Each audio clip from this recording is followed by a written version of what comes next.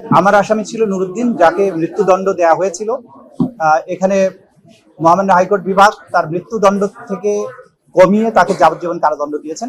আমি যে বিষয়টার উপরে গুরুত্ব দিতে চাই যে বাংলাদেশের ফৌজদারি বিচার ব্যবস্থায় স্বীকারোক্তিমূলক জবানবন্দি বা 164 স্টেটমেন্টের যে ব্যাপক নির্ভরশীলতা, এইটা ন্যায় বিচার প্রাপ্তির ক্ষেত্রে বড় বাধা।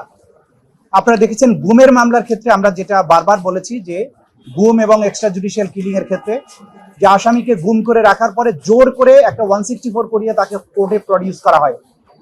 এই 164 বা স্বীকারোক্তিমূলক জবানবন্দি নির্ভর সাজা দেওয়ার এই জুরিসপ্রুডেন্স থেকে, এই প্রবণতা থেকে আমাদের ফৌজদারি বিচার ব্যবস্থাকে বের করে আনতে হবে, যেটা আজকে হাইকোর্ট ডিভিশনের রায়ের মধ্যে দিয়ে এই ব্যাপারে অনেকগুলো ফাইন্ডিং এসেছে, যেগুলো আমাদেরকে এই 164 নির্ভরশীলতা থেকে বেরিয়ে আসতে সাহায্য করবে। দ্বিতীয় কথা হচ্ছে যে নিম্ন আদালতে একটা সেন্সিটিভ মার্ডার কেস বা যে কোনো মার্ডার কেসকে সেন্সিটিভ করা হয় মিডিয়াতে ব্যাপক প্রচারণার মাধ্যমে। যখনই এটা সেন্সিটাইজড হয়ে যায় তখনই বিচারকদের উপর একটা সাংঘাতিক রকমের মানসিক এবং সামাজিক চাপ তৈরি হয়, ফলে তারা গণহারে ফাঁসির রায় প্রদান করেন। সাম্প্রতিক সময়ে আমরা অনেকগুলো মামলায় লক্ষ্য করেছি যে এইরকম ব্যাপকভাবে মৃত্যুদণ্ড দেওয়া হয়েছে।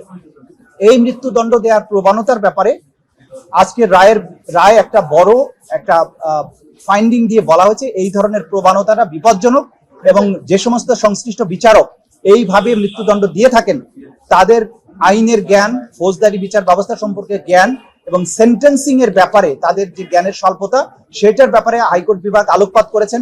সংশ্লিষ্ট বিচারককে বিচার কাজ থেকে বিরত রাখার কথা বলেছেন। এইটা আমরা মনে করি এই ব্যাপারে ইনস্টিটিউশনাল গাইডলাইন থাকা উচিত, এবং আমাদের দেশে সেন্টেন্সিং বা যখন অপরাধ প্রমাণিত হলো তার সাজাটা কি হবে সেইটার ব্যাপারে কোনো আলাদা আর্গুমেন্টেশন হয় না।